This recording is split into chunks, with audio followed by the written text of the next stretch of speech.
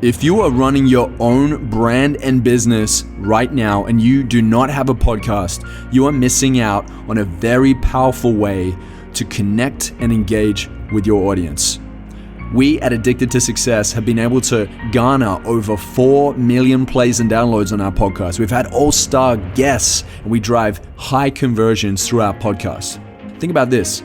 When you have somebody listening to your podcast each and every day, whether they go into the gym, traveling in the car, going for a walk, getting ready for work, whatever it may be, they are spending that intimate time with you. This builds trust and it builds rapport, which equals more conversions, which equals a tighter, engaged community. A lot of people are trying to get more followers and trying to get more likes and spending lots of money through advertising online. And the truth is, people want to spend more time with you in order to see if they like your content. Podcasting is one of the most powerful ways to do this. I have created a course called Podcast Mastery, where I teach you how we've been able to get millions of plays and downloads through our podcasts, how we've had all-star guests, and how we built a podcast that is memorable. I'm going to teach you how to do this too. We also have a live Q&A group online that you get to learn from as well, and you get instant access when you enroll in this course. Make sure you head over to a2spodcast.com and get access today, and I'll see you in there. Ladies and gentlemen, welcome to the Addicted to Success podcast. I'm your host, Joel Brown, and I'm here today with a very special guest. I'm super pumped to have this guy here. You know, a little over 7 years ago, I bought one of his courses called Total Product Blueprint. Wow. And that was the catalyst to write my first ebook, which, by the way, sold over 12,000 copies. Thank you very much, man. Appreciate that. Wow. And I have him here today. He's written over 6 best-selling books. I'm talking New York Times bestseller. He's on the front cover of Success magazine. Forbes hails him as the world's leading high-performance coach.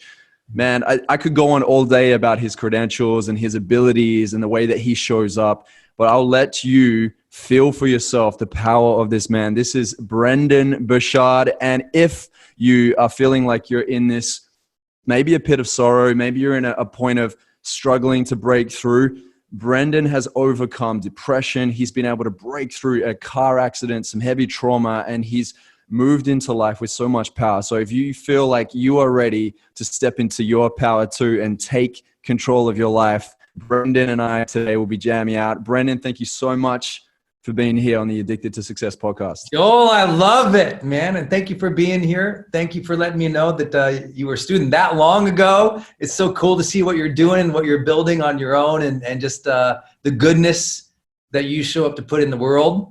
I'm excited to do that together today. Thank you, bro. Yeah, funny story. I was in India, in Kerala, Kannur in India, and I was staying in this beach house and a coconut tree fell on the power lines and wiped the internet out for a week, right? And I had built addictedtosuccess.com. At the time, we were getting about 1 million views on the website per month, and I freaked out. I was like, how am I going to update my website? Like, all these people are going to be emailing me. And I utilized that time to sit and just really write out my ebook. And I had actually done like screen recordings of your videos so that I could listen to them on the plane and everywhere else. So I sat there for a week and just wrote my ebook, pumped it out. I'm so happy that I did that. And it made me think, how many times do we have the opportunity to sit down and actually just get projects done, but we're always just moving forward all the time with one singular thing? You're a very productive person. So what's your mindset or your frame of thinking when it comes to producing content, to getting projects out there? What do you hold in your mind right now? Because a lot of people right now have the opportunity to be productive too in lockdown or quarantine or staying in their city where they are because they can't travel. 2 things come to mind. Number 1, time management is a function of gratitude and reverence for life. See, I was blessed. Like you said, I was in a car accident. So, you know, when I was a 19-year-old kid, you know, I'm a little older now, but when I was a 19-year-old kid, I had an accident and it threatened my life, and just enough to make me realize that life was deeply precious. You know, I had been at that point in depression and suicidal after the breakup of the first one I ever loved and my high school sweetheart. And I fell apart. after that breakup. And then unrelated, car accident happened. And I found myself standing on the hood of this car, looking down at my bloody body and thinking I was going to pass out and die. And I had a moment of connection for me that was a spiritual connection where I just felt this sudden grace, this sudden peace that I was going to be okay. But it forced me to really ask these questions of whether or not I lived and I loved and I mattered. And I really believe that if your life has ever been threatened or you've ever contemplated philosophy or your own mortality, you develop what's called reverence for life, deep appreciation for the meaning and magic of our time on this planet. And soon as you tap into that level of gratitude, you don't waste time. If time is precious, if life is precious, that shows up in your calendar. It shows up in how you use your days, what you say yes to, what your outputs are, what you're paying attention to. And so for me, everyone's like, how are you so productive? I'm like, life is short. Life is precious. And so what I'm going to do with my time is thoughtful. I'll give you an example. Joel, this is really important. And forgive me for an aside here, because some people don't like numbers, or maybe you don't like my spirituality thing. Listen to the numbers for those analytical side folks.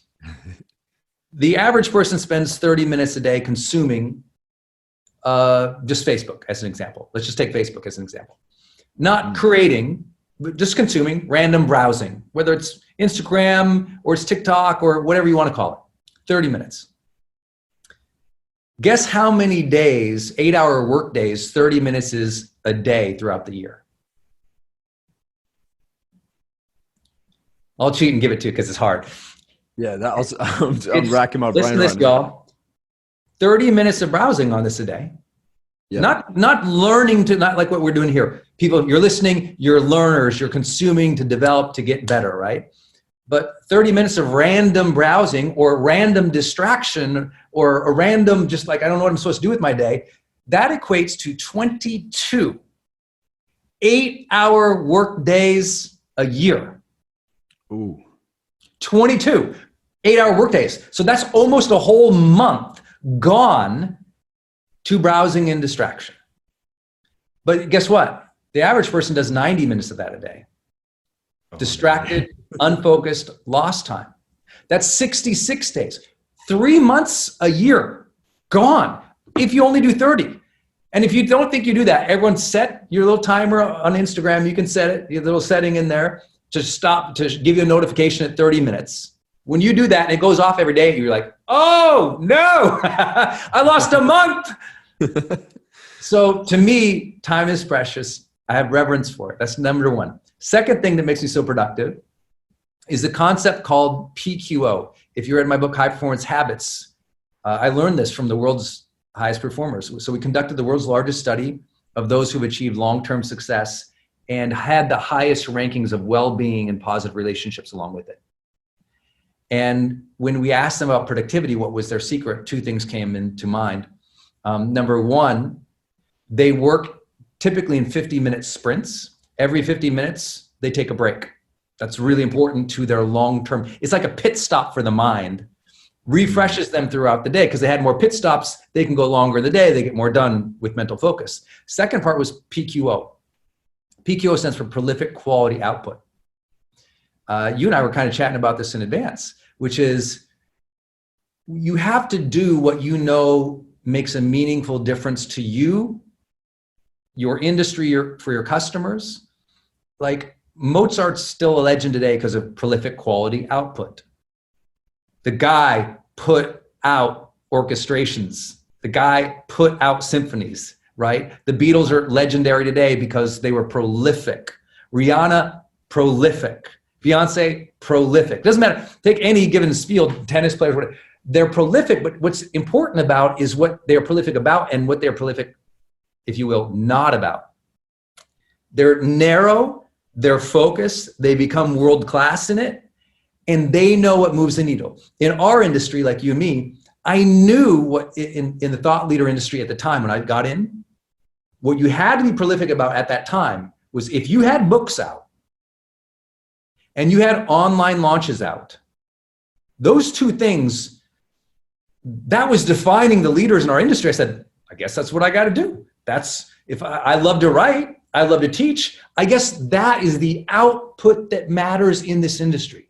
When you know the output that matters in your industry, and you give that more time, give distraction less time, and operate from a place of gratitude so that you show up every day refreshed, recharged, as dorky and geeky as you and I get about what we get to do because we're excited and grateful for it.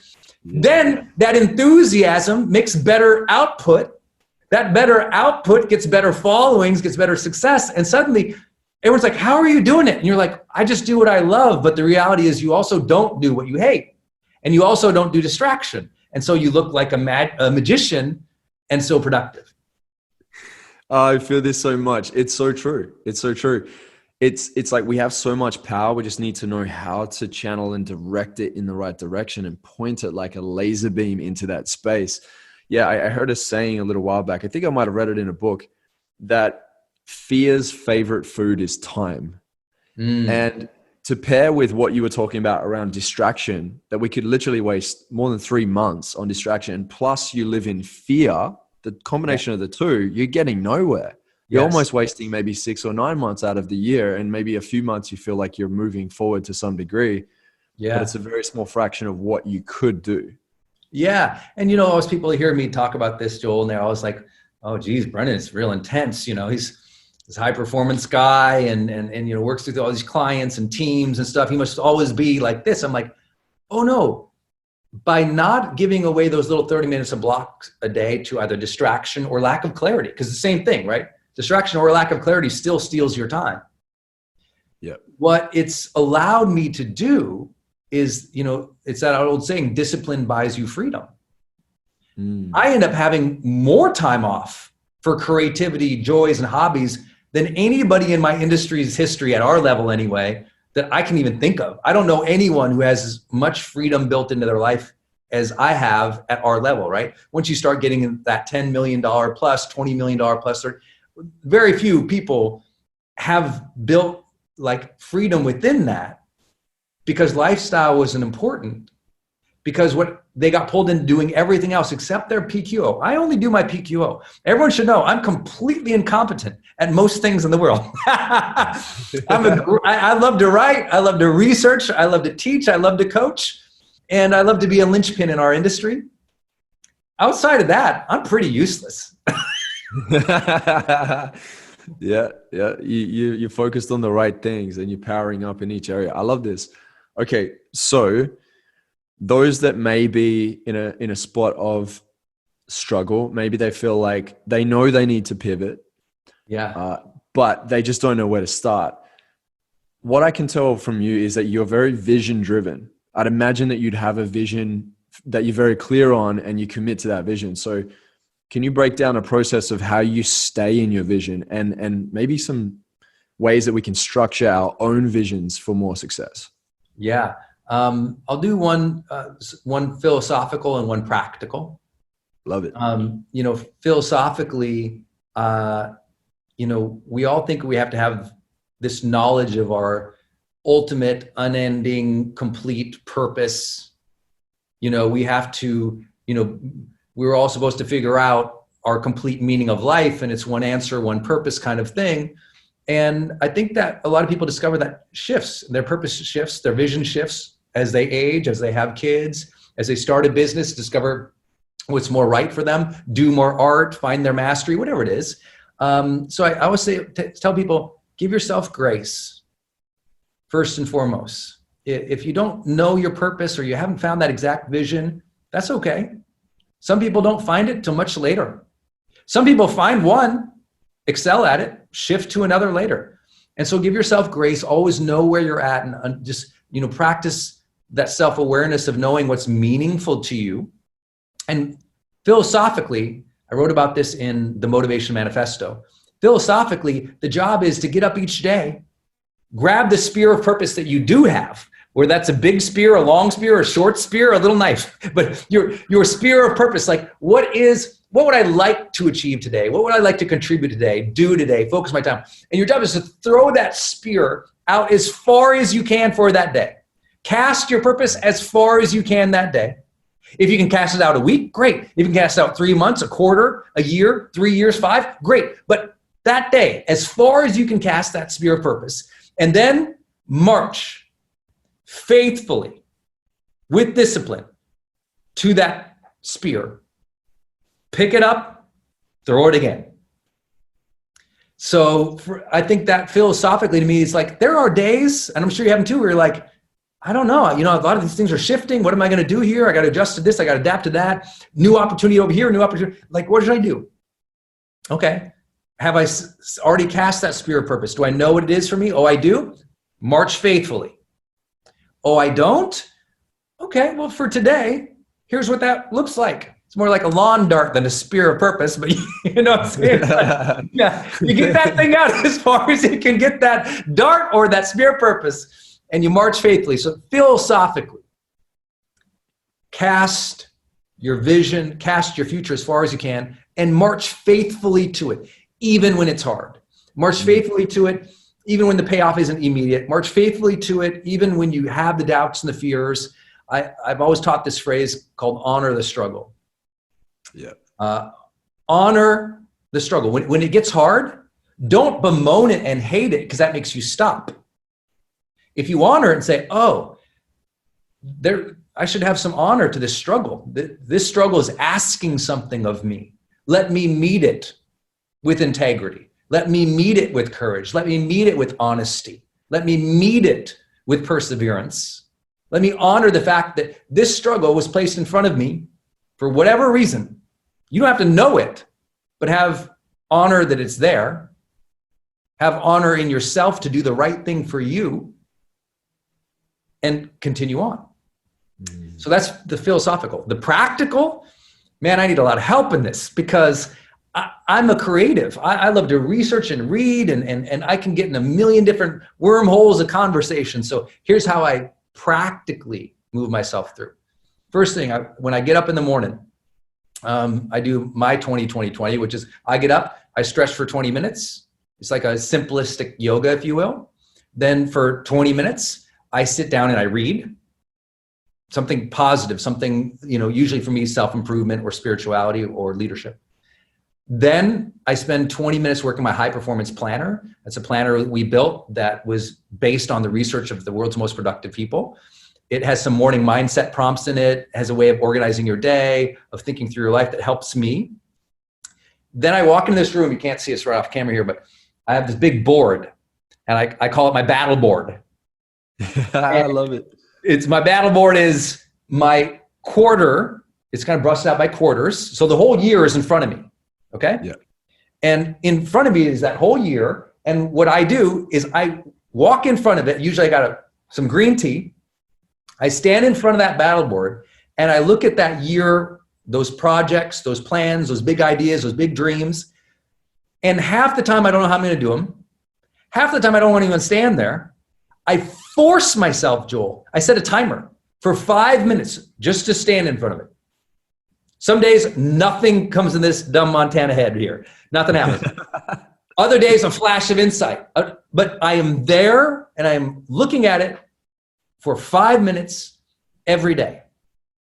And what that's doing is it's unconsciously getting the mind to ruminate and to think on what this vision, this plan can be. And some of my greatest ideas will happen there, and some of what feels like my most wasted days will happen there. But now the good news is, now it's time to work. I got my body up. I got my mind primed. I've got the day planned and understood, and I've got the big picture in mind. Now let's crush it. Yes, man. This is the thing, because a lot of people say slow progress is better than no progress. and I feel like, and I know you could speak into this really well, I feel like this procrastination that comes into play. Like, think of procrastination. You're already failing if you're procrastinating. But the thing is, procrastination is the effect. It's not the cause. Right. How do we battle procrastination? I'm sure there's people right now in the world that know they need to move. They know that they need to pivot, but they're just procrastinating. How do we get out of this rut? Yeah, procrastination is usually the after effect of doubt, right? And what the problem is people think they need to get over the doubt or the fear. And what's happening is they're misunderstanding what emotions are. A lot of people think emotion is meaning. Emotion is telling me to stop. Like, people take doubt as a signal to stop. Well, they got one part right. Emotions are signals. Fear is a signal. Sadness is a signal. Anger is a signal. It's not reality. It's a signal. What you feel, an emotion at any given time, neurobiological, is a signal of something, usually to pay attention to something. But the interpretation of that signal with doubt is where people go wrong. They hear doubt as a signal to stop. Doubt is a signal to learn. Doubt is grace saying, don't have too much ego. You might not know enough yet. That's a good thing. Doubt says, hey, young man, hey, young woman, learn. And how do you learn? By trial and error.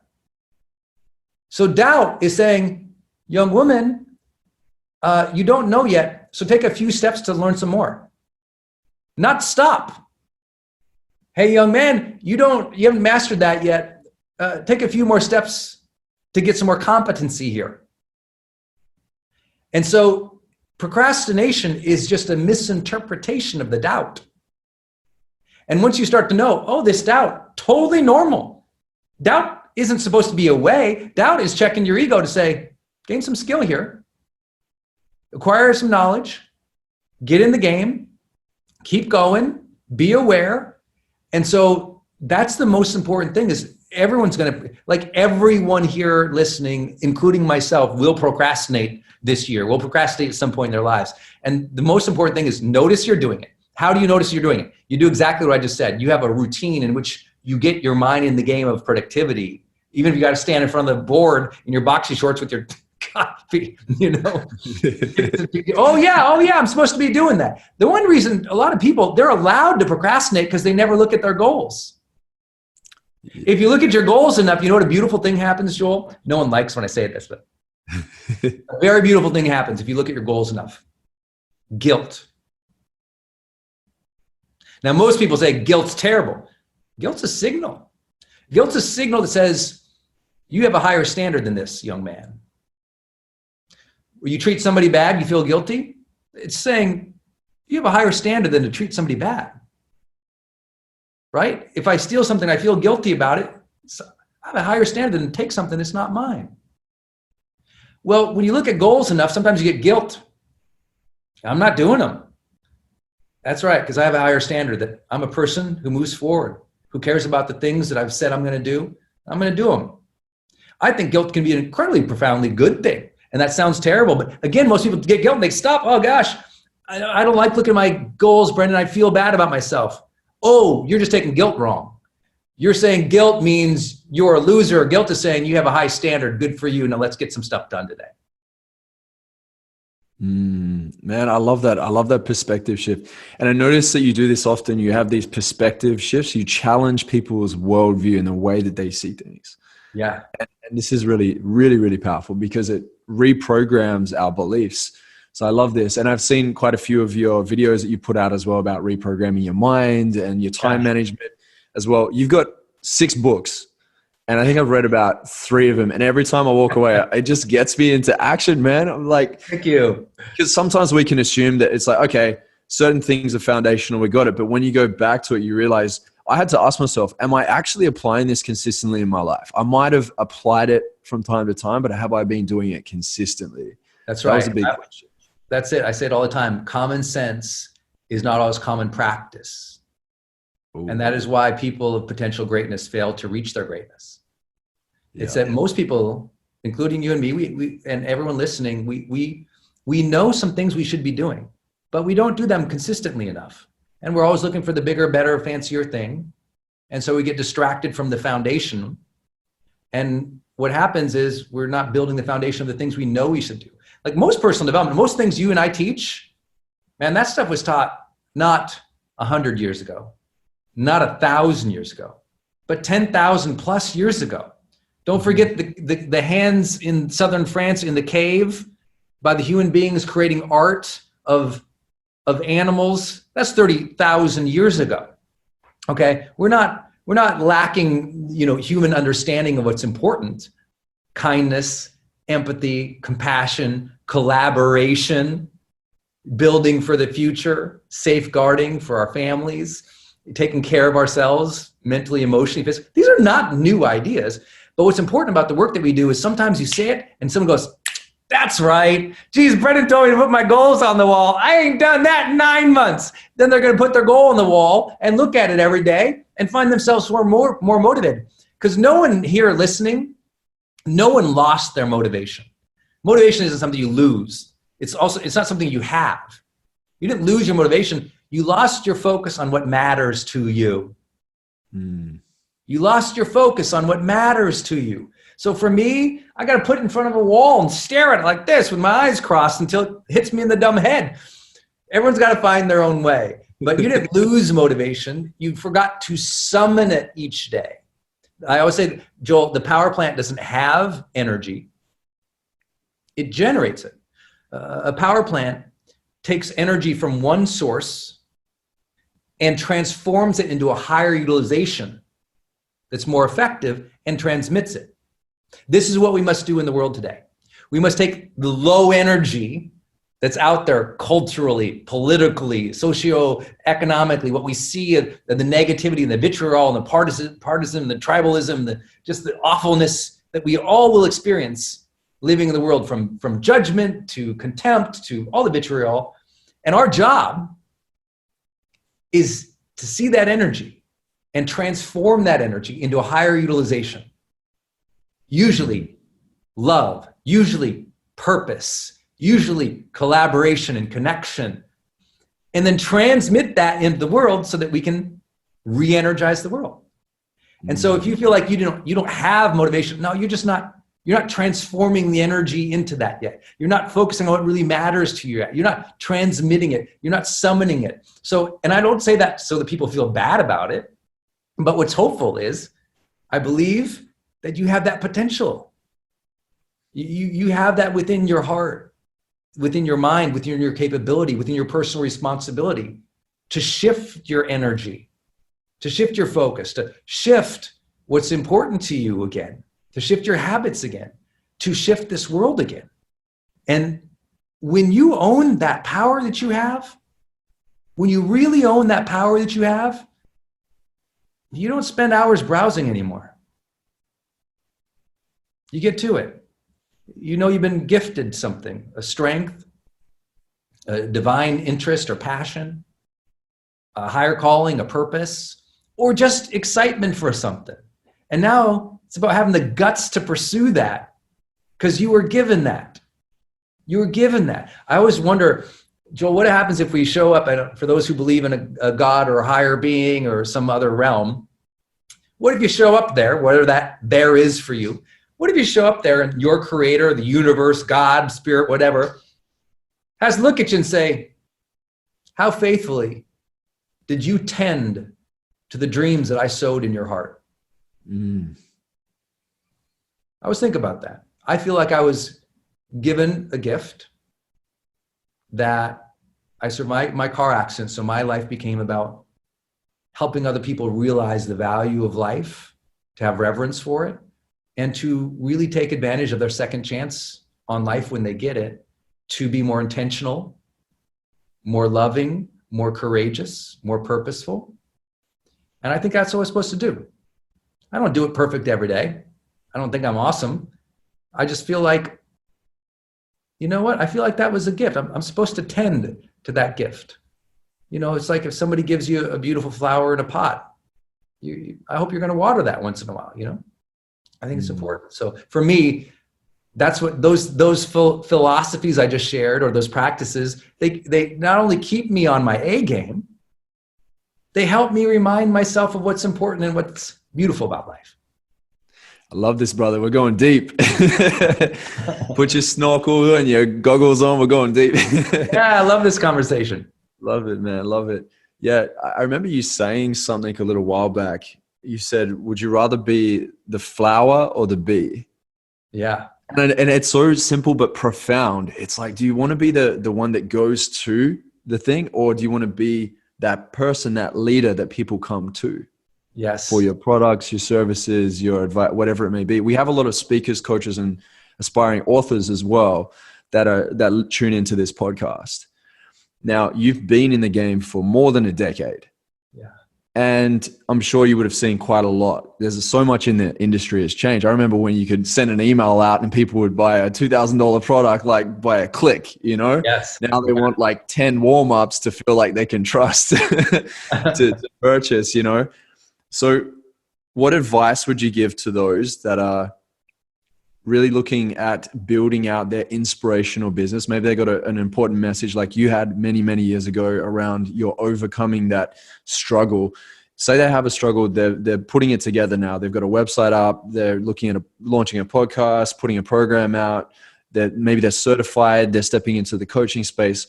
What are some things that you know now for sure as a speaker, coach, best-selling author that you'd say, don't waste your time on? Here are the main things that have worked really well, that's accelerated my career and my impact. Yeah. Oh man, that's a tough one. Great question. Number one, I think something you were sharing, you love to research theology, and I'm a philosophy dork. And so we might have this in common. That comes from other parts of learning that really applies here too, which is, I don't think there's any spiritual tradition that you can study that wouldn't say that egoism and materialism get in the way.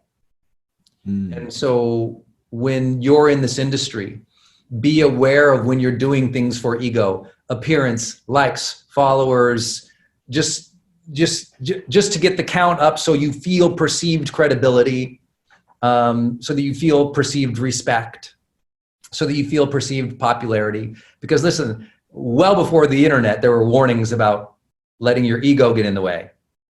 There was plenty of warnings from lots of spiritual texts saying, be careful, materialism, that can get in the way. And those do get in the way. So you have to find what is your authentic passion and pursue that and share that and talk about that and do that work almost exclusively. Don't go chasing, well, that guy does webinars, so I guess I have to do webinars, right? That guy does that thing, so I have to do that thing. That's completely inaccurate. I made 7 figures in every modality in the thought leader space. I made 7 figures from, a book deal. I made 7 figures from my online courses. I made 7 figures on Livecast, just one. I made 7 figures, 29 times I've done a 7-figure online launch in 10 days or less. 29 times. Like, I've been around the block, as you said. Yeah. But all the modalities work. We make 7 figures from our podcast and our Instagram. Okay. It doesn't matter. Don't get so stuck on what the modality is, because those will shift and change. Those will shift and change. You and I were talking about the algorithm before, right? So it's, what is your passion? What is authentic to you? And keep going deep and mastering that, figuring that out, and sharing the joy and the love on that thing that you geek out on. Like, let your dork fly, let your geek fly, and be like, "Hey guys, I love this," and just keep talking about it wherever you want to choose. Just choose 1 or 2. Don't feel like you have to do everything. Everyone here listening, you can do your 6 or 7 figure first business in one modality. It doesn't have to be you do all of them. Lots of people come in, Joel, the mistake they make, I'm going to write a book, I'm going to do a podcast, I'm doing an online course, I'm doing a webinar series, I'm doing a 7-day live launch, I'm going to do Facebook group, LinkedIn, Medium, TikTok, new channel, and I'm going to do all those this month. Like, what? Why? That's too much. Pick 2 or 3, get really great at them. Sharing your passion. I think that's number 1. Number 2, you have to learn how to sell. This was my biggest sticking point. Like, I'm a kid from Montana, so selling, I didn't get that yet. Because to me, selling, I had my ego tied up into it. Well, I don't like salespeople, and I had a preconception about what that meant. And it wasn't until I really discovered selling is basically training people on the value of what you have and what's possible for them. I'm a trainer. If you say, Brendon, selling is training, I'm like, I'm up. Oh, you mean a sales video is a training video? Oh, I just got to train them about the future. I got to train them about what I have, my system and tools. I got to train them about how it's going to work for them. Oh, I got to train them why the value is better here versus, oh, that's not scary to me. And then you just learn, and I'll give it for everyone here who needs it. You learn the sales outline, and you learn to follow that sales outline. It is, you always have to describe the possibility, describe the problem, describe expert story positioning, who you are, what you've been through, how you got there, how you figured out the answer, what was the search you went on to figure out what the answer is. Then what is the solution? What was the answer you found out? What were the results that it got? Then what is the thing exactly? Tell me about all the features and all the benefits of the thing.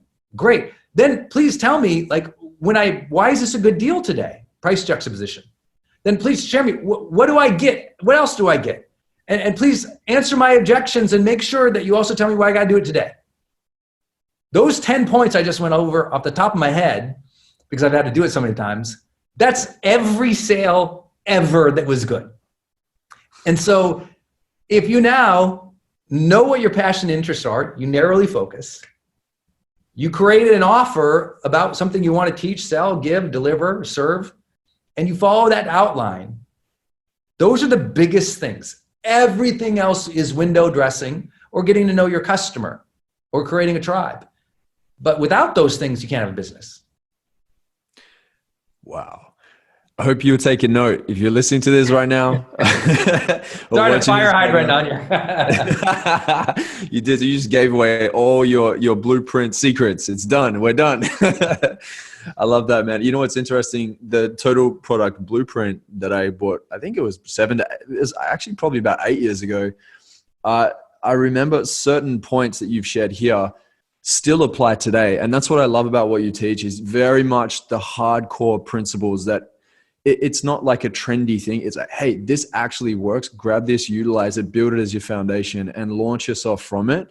Yes. And I think that a lot of people are trying to go for the trends and the hacks and the algorithm tricks.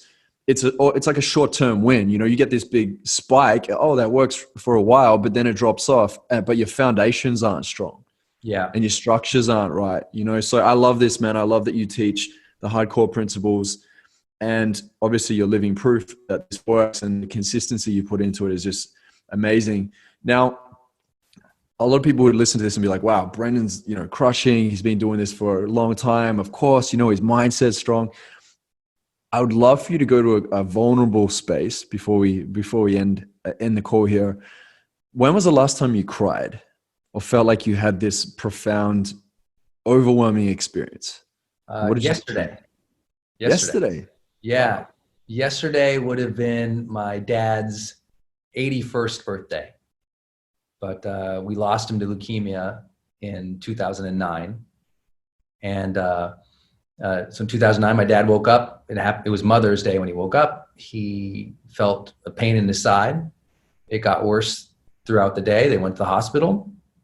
That week he was playing racquetball and bowling and golfing with this friend. He was just very active. And they ran some tests, and they gave him 7 days to live. Wow. Out of nowhere. He had acute myeloid leukemia. For those who know leukemia, I think there's kind of two kinds. AML is the one you don't want. That's the one that kind of takes everybody. And it's fast because your body starts kind of creating bad blood cells that block up your system and organs and shut you down. And so it would have been 81. And I did a really fortunate thing when he got sick that year. They gave him 7 days. He made it 59, because Dad was a military guy who was in the Marine Corps for 20 years, did 3 tours in Vietnam. He really struggled and had a really difficult life. So he fought through leukemia. And one thing I did, though, is I recorded, I called him. I called him up. I was traveling doing one of my seminars, and I called him up, and I had gotten an indication that the second treatment of chemo for him didn't work. And I just didn't know, am I going to get to him? And I was just worried. So I wrote down all these questions about life, like 30 some questions about life. I just want to asking about it. Because I realized I grew up, I don't know about you, but I grew up, we didn't have video cameras in my house growing up. We weren't like technological like that. I had some pictures, but I had no recordings of my dad. So I called him one evening at one of my events, after an event, and I just interviewed him for 2 some hours and just asked him about life, about, how he grew up and his mom and his dad and his siblings and what he learned in high school and what he learned when he went to the war and what he learned in the military, what he learned afterwards, what he wanted each of us kids to know about ourselves and about our future, what messages he wanted to share. And, the gist of Dad's message was always, he kind of was saying these things throughout life, though he never gave us like a card on it. But, he basically was always saying, be yourself, be yourself, be honest, do your best, take care of your family, treat people with respect, be a good citizen, follow your dreams. And he was always saying stuff like that. And so yesterday would have been 81, and all of his birthdays, the time of his passing each year, Father's Day each year, it's always just, I sit there and I reflect and I just think about little scenes, try to call to forth these little memories, listen to that audio, and I lose it. It's just, family's everything. And when you lose somebody,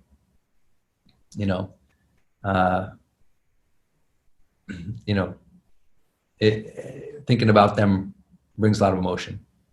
Yeah, dude, what an amazing man. I love that. And, if you're listening right now, take heed. Life is short. We don't know when we're going, and I love that idea of interviewing your dad. I think everyone should interview their parents. Oh my gosh. Yeah. Everyone can Google this somewhere. It's one of my blog posts. You can just type in Brendon Burchard life interview questions, and there's no opt-in for it or anything like that. It's literally just on the web. I put it up, long story short, I told the story once. As far as I know, over 1 million people have downloaded that life interview guide. It's literally the 30 questions that you could ask your parents, your family. I always tell people, if you have someone who you love in your life and you don't have recording of them yet, you've never interviewed them yet, and they're still here, your parent, caregiver, grandfather, grandmother, something like that, interview them. And the questions, the 30 questions there, are just Brendon Burchard life interview questions. 1 million people have downloaded that. We get every week someone says, I interviewed my aunt, or I interviewed something like that. So I think that's a good thing that came out of something that was really painful. Oh man, I love it. I love it so much. Yeah. Make sure you check it out, guys. If you're listening to this right now, Brendon, what have you got going on right now that you'd love to share with the Addicted to Success audience? Oh gosh, so much.